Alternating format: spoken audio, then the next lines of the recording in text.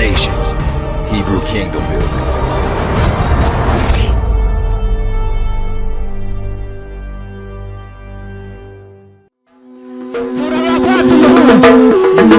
Hallelujah, lift your voice up to your Lord. Give praise to your Lord. Lift your voice up to your Lord. Lift your voice up to your Lord. Shalom, my name is Micaiah, and today during praise and worship, I really felt a rush of emotions. I went from just being really ready to praise then, and then when we were praying, and it just really hit me hard. Praise and worship was due, and it gave me something to check on. It gave me the true meaning of praise, even just by saying Torah. As we know, even saying Torah is not enough. So we say it consistently and throughout all days, praising Him and worshiping Him throughout all of our days throughout of our life. Worship was amazing. I felt really through. It felt really through to praise Yahuwah and give Him my heart. Come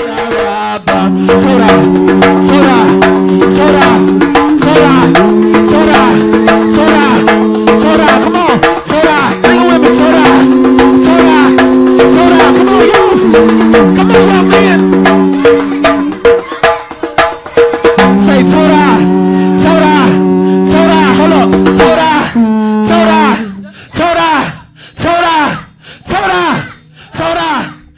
Alright, y'all, we're gonna do the honorable mentions. So Ezra started first grade 2 weeks ago.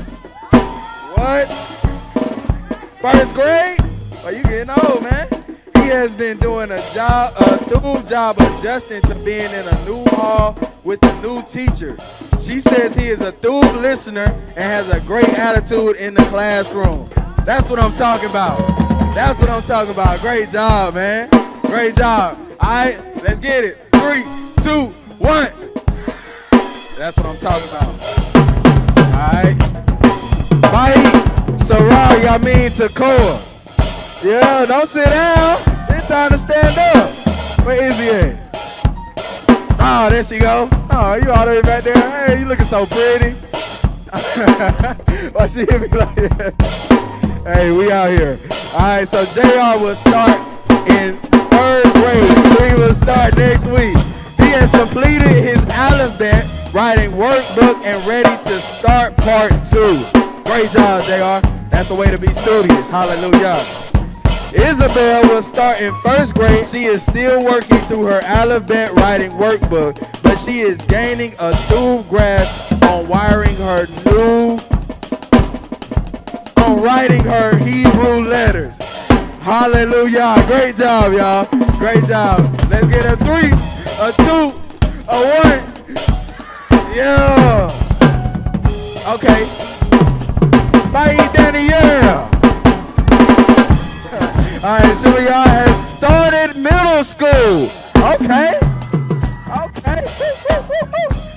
She has been responsible with getting up and being on time, logging into her classes, and is learning when to ask for help, exemplifying what she has learned about through communication. That's what we talk about right there. They getting on time. Hey, getting up on time, that ain't nothing to play with. So that's some excellent stuff. Yashar, where Yashar at? Okay. Come on, now raise their hand. That's what I'm talking about. Yashar has started 1st grade. Okay. He is a very thorough reader. He continues to grow and develop in his favorite subject, math. That's your favorite subject? Yashar, that's your favorite subject? What? Look, man. Math, hey, that's ain't nothing wrong with math. I just ain't hot at math. Hey, look, he might have to teach me some. I can read now. I can read very well, but math, that's a struggle. So hallelujah for that. We need some mathematicians. So Yashar has shown his dedication by assuring that he prays before school. That's beautiful right there. Hallelujah. That is major. All right. So let's get a shine for him. 3.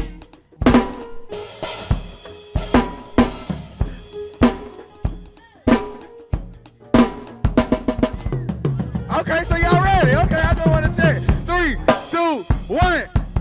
That's what I'm talking Hello, what my I'm name is talking about. Shamaya. All What right. I got from the lesson was you have to listen, ask, do. Basically, kind of what Hadassah said in her lesson is how to be a great daughter. And I'm going to read it for y'all because our sons are like plants grown up in their youth, and our daughters are like hewn stones or cornerstones, polished like a palace building. So somebody say, how can I be a palace building? How can I be polished? I can't hear y'all very well. How can I be polished? Hallelujah. I'm going to tell y'all, it's by being valuable. So first, let's look at what a daughter even means. Does anybody know the Hebrew word for daughter? Anybody want to throw out a guess?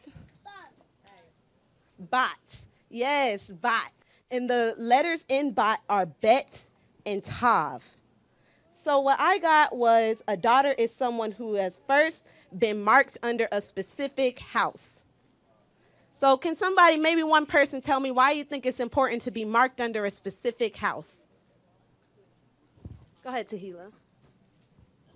Because you have to be marked under a specific house, because you have to be careful on which house you're marked on, because you have to choose the house that Yahuwah is in, and not the house that has the evil stuff that's trying to take you away from Yahuwah.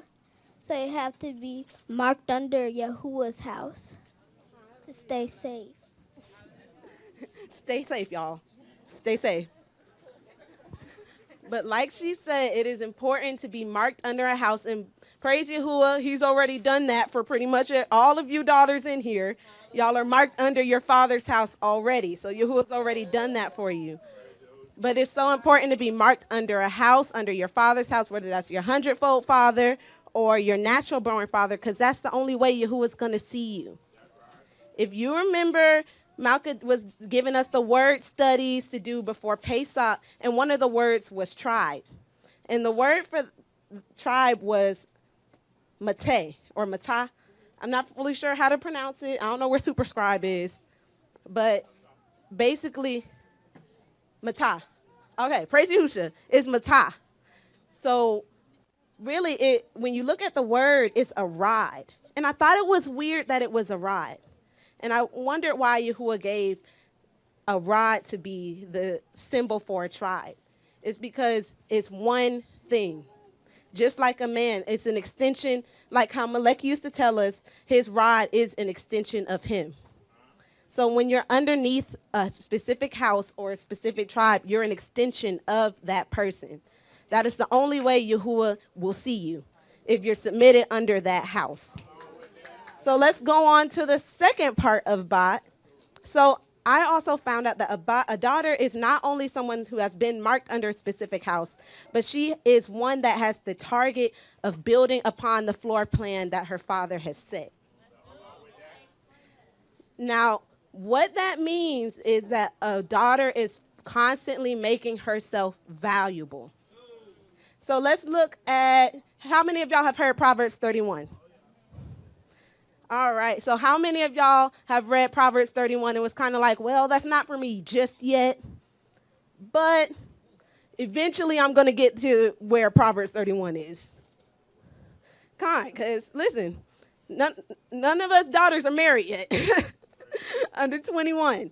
So I went and looked at the word Chayil, and the word Chayil means wealth. So can somebody tell me, give me an idea why you think Chayil might mean wealth? Infinite honors, double honors, and honors the way they are due. I think that because as you were saying, a daughter is supposed to build her wealth. So when you're valuable, if you're like a wealth, then that means you're a prized possession. So as you're building your wealth, that means you're valuable to other people. That's why you always want to. That's why you're under your father, because he is showing you what you should do. So you're basically you're building yourself up so that when you're a wife, you're the Shet Kyle. You're a wealth. You're his prized possession. That's why you don't want to be rot to his bones. Absolutely.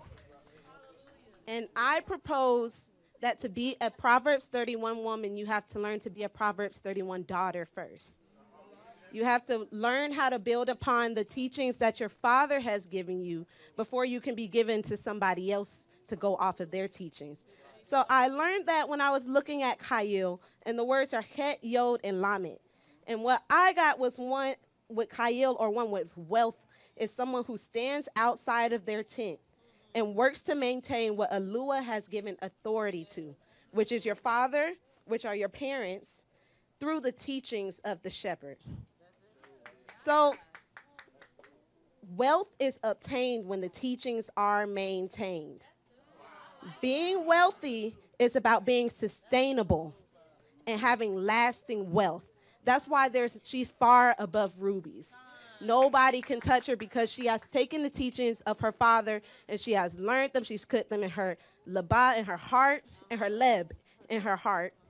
And she's continued to work upon it. So what I ended up coming up with is, how can I learn to maintain the teachings of my father?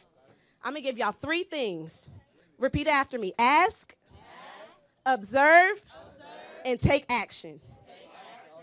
So first, one thing you can always do is ask, how can I add value to our house?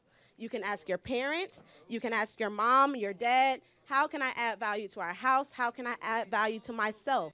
You can observe by seeing, what's something that I can do to add to my house? What is something that I notice that is a void that needs to be filled? That could be small, such as cleaning up every time you can get the chance, or learning organization, or learning a trade if you're old enough.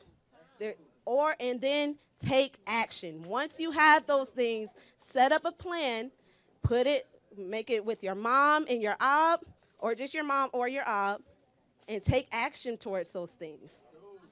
So then, sorry y'all. So that's why an Eshet Kyle is one of wealth and virtue. She maintains the teachings of her father and gains his authority. And once she is given to a husband, she is already wealthy from her father's house, but gains more wealth as she maintains the teaching of her husband and her father, as she continues to lead and guide the house. So as I was looking at that, I was like, okay, well, let's read Proverbs 31 differently. So if everybody can pull up Proverbs 31 for me, please. And we're not going to read the whole chapter, but I just want to give y'all some food for thought. Let's start at verse 10. Who does find a capable daughter? For she is worth far more than ruby. Sorry, y'all. The heart of her parents shall trust in her, and they have no lack of gain. She does them thub and not evil all the days of her life. And I want to jump down, please, if we can, to verse 23. Wait. I'm sorry, y'all. To verse 25. All right. Strength and splendor are her garments, and she rejoices in time to come. She shall open her mouth with wisdom, and on her tongue is the Torah of loving commitment. She watches over the ways of her household and does not eat the bread of idleness. Her parents shall rise up and call her blessed. And the one she is given to, he praises her as well. Many daughters have done nobly, but you have risen them over them all. Loveliness is deceptive and prettiness is vain, but a woman or a daughter who fears Yahuwah is to be praised. Give her the fruit of her hands and let her works praise her in the gates. So from now on, when you read Proverbs 31, put daughter instead of wife and work to become a Proverbs 31 daughter within your house. So then you can be given, once it is that time, you can be a wealthy woman already. Hallelujah. Shalom, my name is Mikayahu. During the lesson, I learned about the history of the Israelites and to stay on the straight and narrow path. One thing I learned in the lesson is that history is very important, and that Yahuwah will he would take, Yahuwah needs us to know our history so we can be healed from it. So we can have confidence in who we are and be the warriors that he desires us to be. You cannot come to be what you haven't set your mind to become. Because everywhere we trying to go, we got to consider where we coming from. Because we can't just plop down here and start going. Yahuwah don't work like that. Things don't work like that with you. You ain't going to be able to fully accomplish what Yahuwah trying to get you to do if you don't consider what we've been through. A message to all the children of Yasharel: just stay strong. Know this world is wicked. It's weird. Yahuwah gonna get you through it. Trust him. So I will. Rebirth of a nation. Hebrew kingdom building.